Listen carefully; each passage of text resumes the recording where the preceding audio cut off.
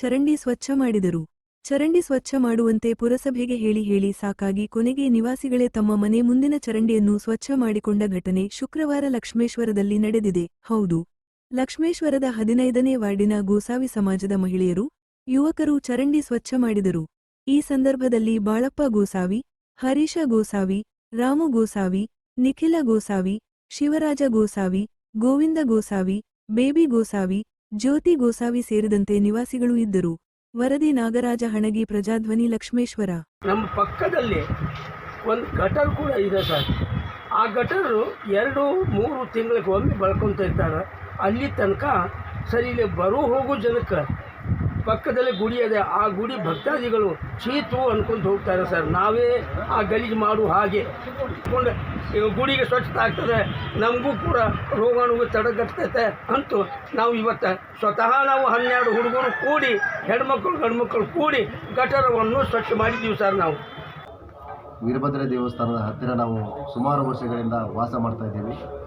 ಆ ವಾಸ ಮಾಡ್ತಕ್ಕಂಥ ಜಗದ ಪಕ್ಕದಲ್ಲಿ ಗಟರಗಳನ್ನು ನಿರ್ಮಾಣ ಮಾಡಿಕೊಡಬೇಕು ಅಂತ ಹೊಸದಾಗಿ ಈಗಾಗಲೇ ಗಟ್ರ ಇದ್ದಾವೆ. ಆ ಗಟ್ರ ಅನ್ಸೈಂಟಿಫಿಕ್ ಆಗಿ ಡ್ರೈನ್ ಮಾಡಿದ್ದಾರೆ. ಅಲ್ಲಿ ಒಳ ನೀರಿನ ಚರಂಡಿ ನೀರು ಅಲ್ಲೇ ನಿಲ್ತದೆ. ಅದಕ್ಕೋಸ್ಕರ ಆ ಒಂದು ನಿಲ್ಲೋದ್ರಿಂದ ನಮ್ಮ ಸಣ್ಣ ಮಕ್ಕಳಿಗೆ ನಮಗೆ ರೋಗ ರುಜಿನಗಳು ಬರ್ತಾ ಇದ್ದಾವೆ ಅಂಥೇಳಿ ನಮಗೆ ಅದಕ್ಕೋಸ್ಕರ ನಮಗೇನು ಮಾಡಿದ್ರಪ್ಪ ಅಂತಂದರೆ ಹರೀಶ ತಂದೆ ಬಾಳಪ್ಪ ಗೋಸಾವಿ ಅವರು ನಮ್ಮ ಪುರಸಭೆಗೆ 4/2/2025ಕ್ಕೆ ಒಂದು ಅರ್ಜಿಯನ್ನು ಕೊಡ್ತಾರೆ. ಅವ್ರು ಹೇಳಿ 15 ನಿಮಿಷದಲ್ಲಿ ನಾವು ನಮ್ಮ ಪೌರ ಕಾರ್ಮಿಕರು ಮತ್ತು ದಫೇದಾರನ್ನು ನಾವು ಸ್ಯಾನಿಟರಿ ಇನ್ಸ್ಪೆಕ್ಟರ್ನ ನಾನು ಸ್ಪಾಟಲ್ಲಿ ಕರೆಸಿ ಅವ್ರು ಏನು ಹೇಳಿದ್ದಾರೆ ಡ್ರೈನನ್ನು ಕೂಡ ಕ್ಲೀನ್ ಮಾಡಿದ್ದೀವಿ. ಅದೇ ರೀತಿಯಲ್ಲಿ ಇವತ್ತು ಡ್ರೈನ್ ಕ್ಲೀನ್ ಮಾಡಿದ್ದಾನೆ. ಇವತ್ತು ಆ್ಯಕ್ಚುಲಿ ಅದು ಏನಾಗುತ್ತೆ ಅಂತಂದರೆ ಕೊಳ್ತಿರ್ತದೆ ಡ್ರೈನ್ ಇರ್ತದೆ. ಇವತ್ತದು ಎಲ್ಲ ಅಲ್ಲಿದ್ದ ನೀರಿನ ಪ್ರಮಾಣ ಇರ್ತದೆ. ಆದರೂ ಕೂಡ ನಾವು ಅದನ್ನು 2-3 ದಿನ ಅದು ಡ್ರೈ ಆದಮೇಲೆ ತೊಗೊಂಡು ಹೋಗಬೇಕಿತ್ತು ಆ್ಯಕ್ಚುಲಿ. ಅದಕ್ಕೆ ನಾವು ಅದೆಲ್ಲ ಬೇಡ, ಅದು ಅವ್ರಿಗೇನು ಯಾವುದೇ ರೀತಿ ತೊಂದರೆ ಆಗಲಾರ್ದ ರೀತಿಯಲ್ಲಿ ಇವತ್ತೇ ಡ್ರೈನ್ ತೆಗೆದು ಇವತ್ತು ತುಂಬಿಸಿ ಇವತ್ತಲ್ಲಿ ಪೌಡ್ರನ್ನು ಕೂಡ ಹೊಡಿಸುವಂಥ ಸಲ ಇವತ್ತು ನಾವು ಮಾಡಿದ್ದೀವಿ.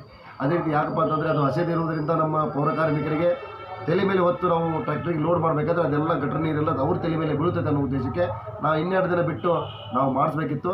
ಬಟ್ ಅವ್ರು ಏನು ಮಾಡಿದಾರಪ್ಪ ಅಂದರೆ ಇವತ್ತಿಂದ ಆಗಿದೆ ಅಂದಮೇಲೆ ಅವ್ರಿಗೋಸ್ಕರ ಅವರಿಗೆ ಸ್ಪಂದನೆಯನ್ನು ಕೊಟ್ಟು ಇವತ್ತೇ ಅಲ್ಲಿ ಕ್ಲಿಯರ್ ಆಗಬೇಕು, ಯಾವುದೇ ಮಕ್ಕಳಿಗೆ ರೋಗ ರುಜಿನಗಳು ಬರದ ರೀತಿಗೆ ಇವತ್ತೇ ಕ್ರಮವಹಿಸಿ ನಾವು ಕೆಲಸವನ್ನು ಕರ್ತವ್ಯವನ್ನು ಮಾಡಿದ್ದೀವಿ.